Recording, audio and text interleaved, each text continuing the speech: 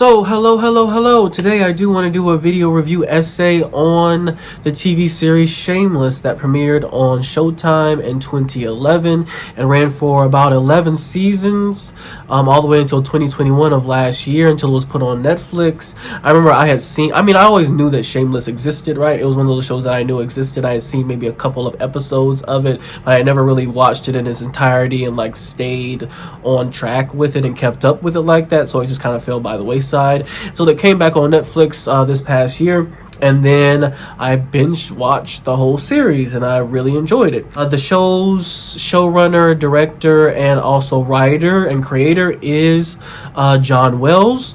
John Wells is a pretty prominent, known director in Hollywood. I mean, he's had pretty notable works that have been kind of lauded and won a lot of awards, such as ER. These are old shows, by the way. ER is a very old show that used to come on. I've only seen a couple episodes. George Clooney was in it. I only seen a couple episodes when I was younger, and then I knew about the West Wing. He did the West Wing, which is pretty much his best, I guess, what he's really noted for. This is actually the American version of Shameless. There was an original version, and it was overseas in the UK, created by Paul Abbott, created for originally British television, and it is semi-autobiographical, a little bit about Paul Abbott's life, which is really interesting to me. Well, my problem with kids is they're only 7 once. After that, it's a fucking nightmare. Massive. Well, one thing I'll say about my lot, though, they've been raised to show respect. And I like that. It matters in our house.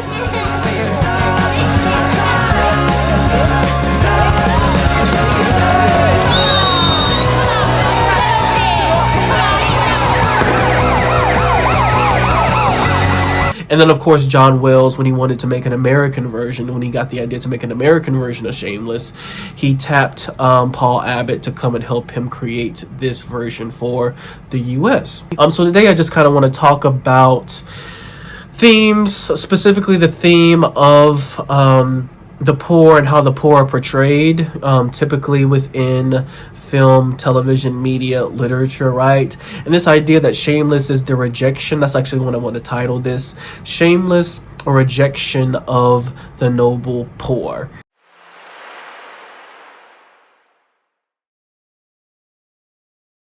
Well, I think before we go any further, we have to sort of define what the noble poor is and what it even means as phrase. The noble poor is actually a trope that was developed out of reaction to the way that poor people were not only mistreated in real life, but misrepresented and portrayed in literature and media for essentially centuries, right? This idea that the poor are unclean, unkempt, uncouth, unintelligent, stupid, all of these reasons to sort of justify the reasons why they are poor. Right? And so as a reaction to this, the noble poor trope kind of developed from writers and other artists who were like, no, this isn't right. The poor are and can be very intelligent. The poor can be they can have couth, they can be very well-to-do people who deserve empathy and sympathy and to be treated with respect, right? And so of course we have the artists trying to sort of raise, I guess, the sort of opinions of poor people amongst the public, right? To sort of not demonize them, but lift them up. And I guess you say, why is that a bad thing? It's not inherently a bad thing. I do have certain movies that I personally enjoy as well that are kind of noble poor based. The Pursuit of Happiness is one of my favorite Will Smith movies. This part of my life, this little part, is called happiness.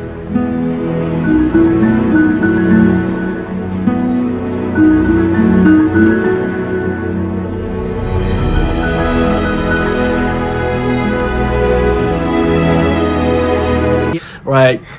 This man who is has a genius level intellect, who just can't catch a break, who struggles to catch a break and to provide for him and his son. He's a very hard worker. He's very ambitious. He goes for what he wants, but he just gets the door closed on him so many times. He does not have access to the resources. A very touching story, a very beautiful story. Still love the story. I guess the reason that the issue that I have with the noble poor trope is the fact that I kind of reject the idea that poor people have to be better than, or more moral than, or more ethical than, or more intelligent than, rich people or whatever, to deserve respect or food or shelter.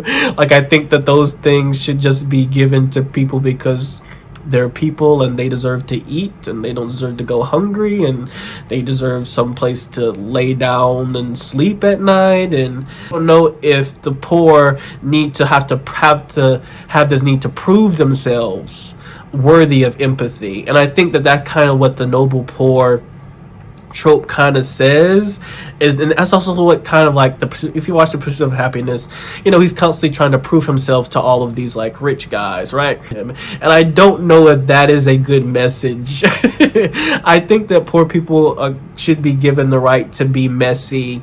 And like, people are messy. People in general are messy. There's no perfect people. There's no perfect person. People are messy. People make mistakes. And I think that Shameless, in a way, is a complete rejection of this idea that the poor have to be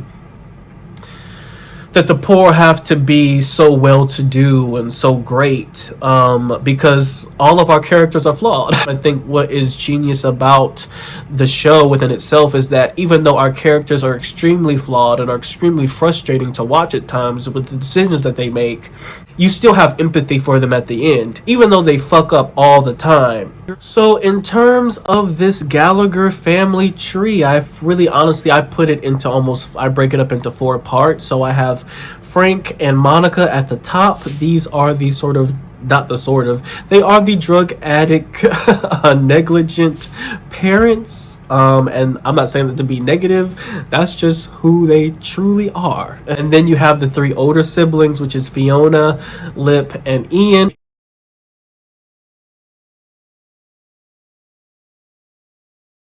And then you have the 3 younger siblings, which is Debbie, Carl, and Liam.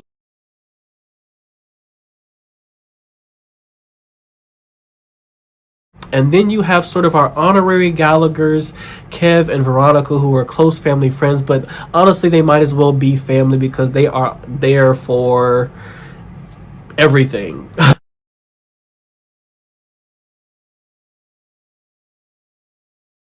I do not have time to go through all of these characters today, so I'm just going to pick 3. And my 3 that I've chosen, I feel like are the heads of household, weirdly, in a strange way, of this Gallagher tribe, right? Which is Frank, Fiona, and Lip. Why I also chose Frank, Fiona, and Lip is because they all feel like the same person. Like, there's so many similarities between all 3 of them, is kind of ridiculous. Even though Fiona and Lip despise their father, Frank, for being a drug addict, asshole, neglectful, deadbeat dad, right? A scammer. But they kind of have all of Frank's characteristics. It's so interesting to me. Frank, for better or worse, he does have a very ambitious go-getter attitude. He is very intelligent. He, of course, struggles with drug abuse. His many failed relationships, they kind of take after him in all those ways. And even though they don't like their father, they are like their father. That's a bar.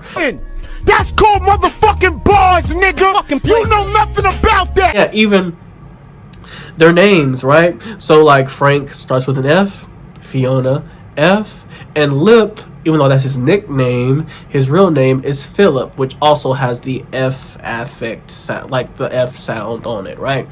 So it's not exactly a exact F, but it is close to, Frank's, yeah, right? And I think the reason why that might be is because I do think that Lip, unlike Fiona, does seek to like genuinely, like he does throughout the series, do some real soul searching in a way that Fiona doesn't. So one aspect of the show that I feel like really shows a rejection of the noble poor and that trope is the amount of drug abuse and addiction that is so prevalent within most of our characters, especially within the three that I am currently doing, with Frank, Fiona, and Lip. Frank is probably the worst though as the father, right, of these two. He is pretty much a proud alcoholic. He does not feel like he has a problem. He in fact feels like alcohol is freedom. Alcohol is freeing. That to be sober is to be like oppressed, oppressed to one's feelings and stuff like that. And actually, I think the show the show writers, they kind of lean into that. I think they even make it seem like, in a weird way, that Frank is better as an alcoholic, because they do have him get sober for a couple of episodes, or maybe just an episode, and it does feel like Frank is better drunk than he is than he is sober, which is such an interesting thing to lean into. But yeah, even like he does a lot of like immoral things in order to acquire the money to get alcohol. Most of his scams don't end up working out and panning out in the end, but like the fact that they have this guy doing that, like, this is something that you would just, if somebody was trying to lean into the noble poor aesthetic and trope, right, you're trying to lift the poor up as like moral and ethical and great and yada yada yada yada, but like this show leans into our characters, especially Frank, doing a lot of immoral things in order to feed his addiction. He even at one point takes his other younger son Liam out, and he has him panhandle on the streets, and he sort of holds up a sign and says like, will you give money to this AIDS-ridden African child? So like Frank is he definitely is a racist and a bigot and a sexist, misogynist. He's all the isms, right? Yeah, and they lean into that. Like he even says things to Veronica that are like way out of line. Like I think one time he told her that like, when did your heart become as dark as your skin, or something like that is what he says to her. To me, Frank is kind of an Archie Bunker archetype in a way as well. I don't know if anybody knows that reference to like that show. It's like a very old show, All in the Family, I think is what it's called. See, that's the trouble with you people. You always think that... Who are you calling you people? You people are you people.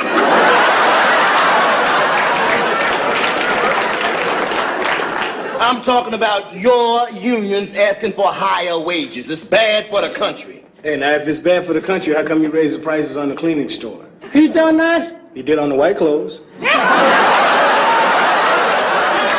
And I only know about it because my dad used to watch it, so I used to see it. But Archie Bunker was like the lovable racist, the lovable bigot. Like he was a big, like he was surrounded by family members that constantly were calling him out on his, on his bigotry.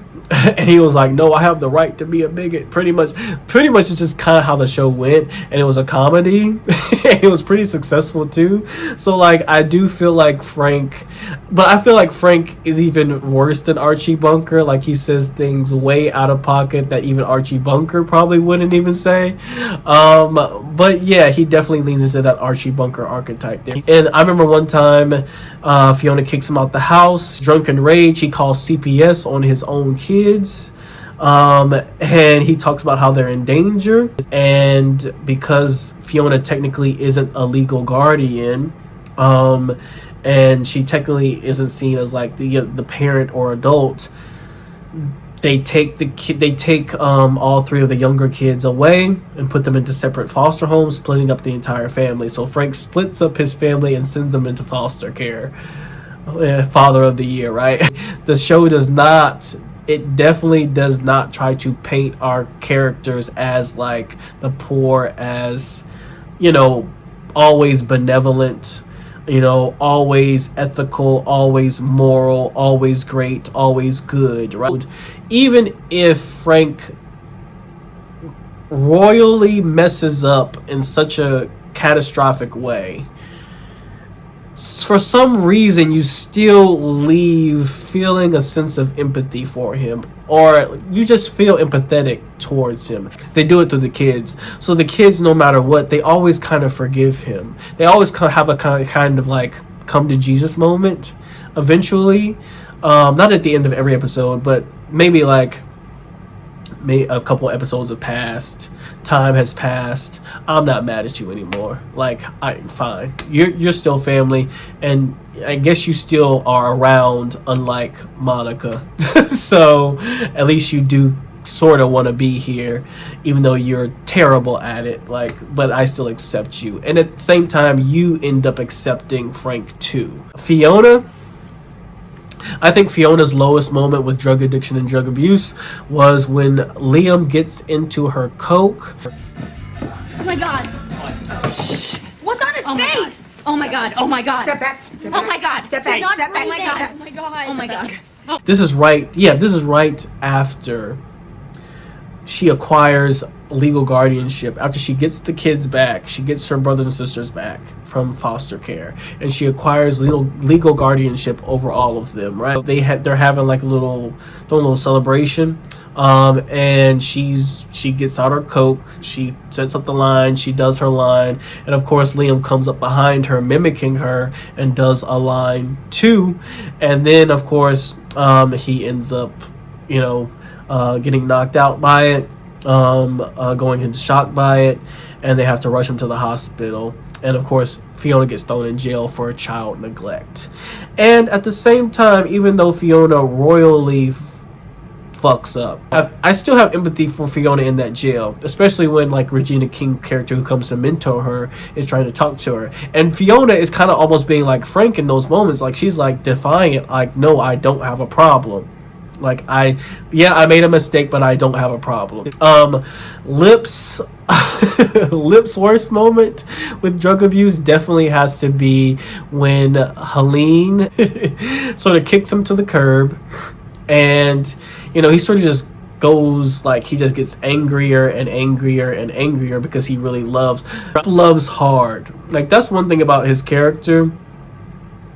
He falls hard for like almost every girl that he meets throughout this series. He does not take it well when Helene kicks him to the curb, and he goes on like a whole like bender, and then he gets even mad at his mentor who's trying to like mentor him through it and everything like that, and he like ends up like busting the windshields out of his mentor's car, saying horrible stuff to him about how he's old and washed up and yada yada yada. Gets suspended from school. Like, they lean into like making these people as flawed as possible, but still making you feel bad for them at the same time, or making you feel empathetic towards them at the same time. Also, another way I feel like the show sort of deviates from the noble poor trope is the way that it depicts our characters and how they deal with their relationships, or their romantic relationships, which are absolutely atrocious. Let's go ahead and start with Frank, right?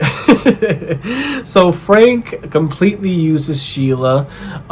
Sheila is a woman in the neighborhood who suffers from like some type of phobia where she can't go outside. She just like is incapable of going outside, and Frank kind of uses her like isolation, the fact that she kind of, because of her phobia, isolates her in the house by herself all day, and she is so lonely and needs like, like she wants attention, she wants some type of like, adult conversation, adult stimulation, adult attention. Frank sort of feels that for her, but also it is a place for Frank to always be able to like lay his head, have something to eat, clothes to wear, food. Yeah, he gets a place to stay.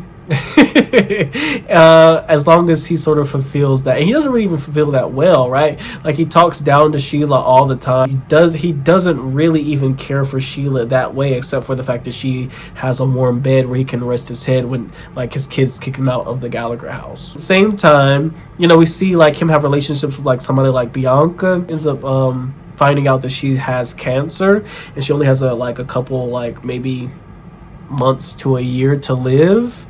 And she's just sort of, after finding out all of this, leans on Frank in that moment and sort of goes like on these like wild drug bends with him, sexcapades with him. And at first, Frank, I think, is trying to use her for money. But then, like, he really does. You see him really grow a relationship with Bianca. She ends up tragically committing suicide as well, leaving Frank by himself, like, unexpectedly, which, you know, Frank is really heartbroken and sad about. And you can't help but feel bad for him. Even though after all the horrible things that Frank has done, right, to even other people and other women, like, this thing happens to him with Bianca, and you can't help but feel bad for him. Also, like with Monica as well, when Monica dies and passes away, the woman he always thought was the one true love of his life, and when she passes away, you know, everybody kind of, like, all the kids kind of really don't really mess with Monica like that because she abandoned them when they were young. And he stands up and he gives this very, like, emotional and passionate speech about how Monica, yeah, she was a messed up person, but she was beautiful in her own way. You kids' faces. I see her face looking back at me, smiling, laughing. She was strong. And you're strong. And she was brave, and you're brave. I know you didn't think much of her. But she loved you. And you wouldn't be who you are, and I wouldn't be who I am if she hadn't come into our lives. So, hate her if you want. But she's in you. And that's a good thing. And it's really compelling and touching and heartwarming.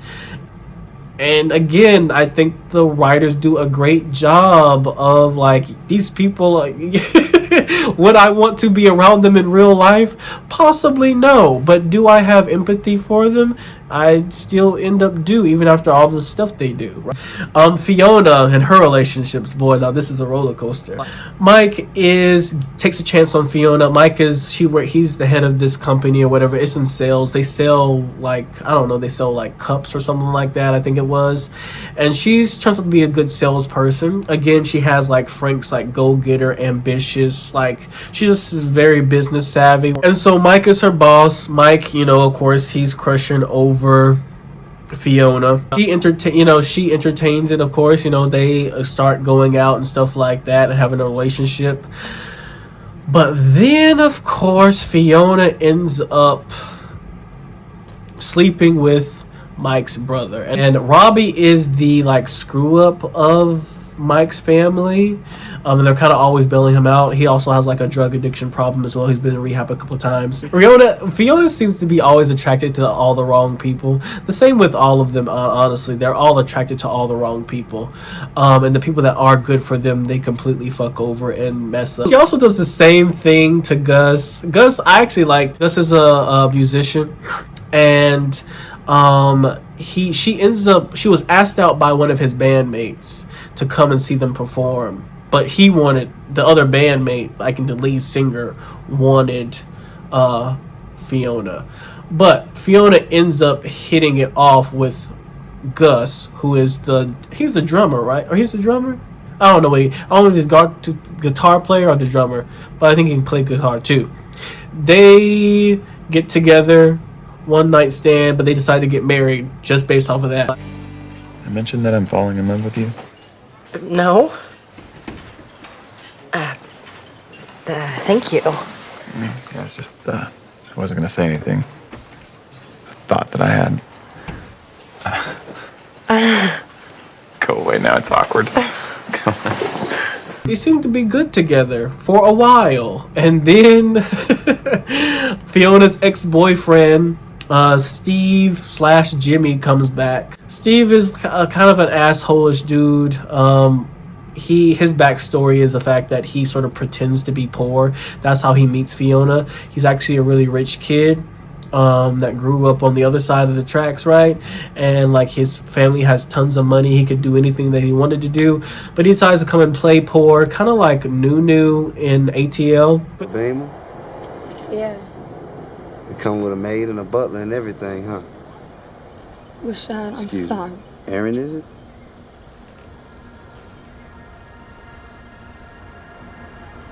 I don't know this person right here. I bet you had a nice little laugh about this, huh? She chooses the guy that is completely seems wrong, and they kick her to the curb, and but you can't help but still feel bad for her though for some reason. Like Lip, his relationship. So like he gets done dirty again by Helene. Professor takes a liking to him. She has an open relationship within our marriage, and Lip falls hard for Helene, this married woman. He gets obsessive over her. He even like stalks her outside of her like house when he thinks Helene is like seeing other students, which of course Helene is a predator pretty much. Helene, after like the whole school board finds out, they kick Helene, they like punish Helene of course, and then Helene kicks pretty much Lip to the curb, and he's pretty much heartbroken. At the same time, he does also kind of like not treat Amanda very well. Amanda is this girl he also meets in college before Helene, that he kind of like shoves to the side for Helene as well. She's a rich girl. She kind of like shows him the ropes, buys some things, looks out for him a lot. Clearly is very interested in Lip in ways that like Lip just sort of ignores.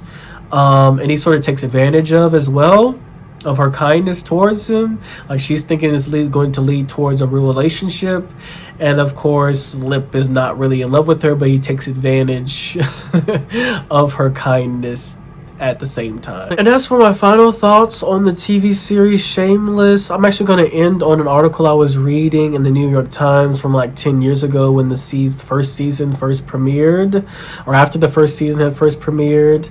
It actually is entitled The Family That Phrased Together. In there is like interviews, or an interview with John Wells, in which he is talking about aspects of the show. He talks about how he is interested in, or always has been interested in, family dynamics and exploring family dynamics within his work. I think that his ideas around family and like the themes around family as community, and this idea of togetherness, and especially like this theme that he really like, he sort of has like Fiona kind of embody this in the beginning seasons, in which she's constantly talking about like how she's constantly telling Lip and Ian and everybody like we're stronger together, we're strong. I also like the fact that they also complicate that theme and complicate those ideas, because if we're being honest, family can suffocate you. Like family can overwhelm you. Family can sort of drown you in their mess and in their drama sometimes. And definitely Fiona starts to feel that later on after all these seasons, the first couple of seasons of we're stronger together, keeping the family together, the family's most important thing. She sort of realizes that, you know, I have neglected my individual self. I have sort of like drowned myself in my family, and I have enabled me to sort of be taken advantage of, right? Like, because that happens, and that's real, and that's life. And I like that progression and how it complicates this idea of family. I also like the idea of redemption, especially in talking about this theme of the noble poor, because the poor are not only just demonized, but they are criminalized, right? And here we see like the many times that Frank like messes over his kids, like screws over his kids. There shouldn't be anything redeemable about that. But they forgive him all the time. They do. And they also forgive each other. Like even when Fiona, you know, almost kills Liam with the coke, right? She gets forgiven. Like, you fucked up, but you're my sister. I love you. We're family. We'll always be family. And I always got your back no matter what. Even though you completely screwed up, like so bad, like terribly bad, right? Like there's a sense of like that family.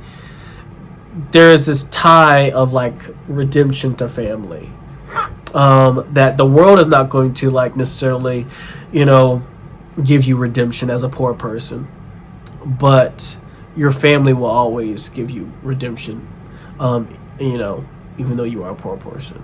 And I like that in a society where, you know, the poor are not seen as redeemable, or sometimes not seen as redeemable, that they are given redemption. They give each other redemption all the time. And that'll be it, because I'm going on too long and I'm talking too much.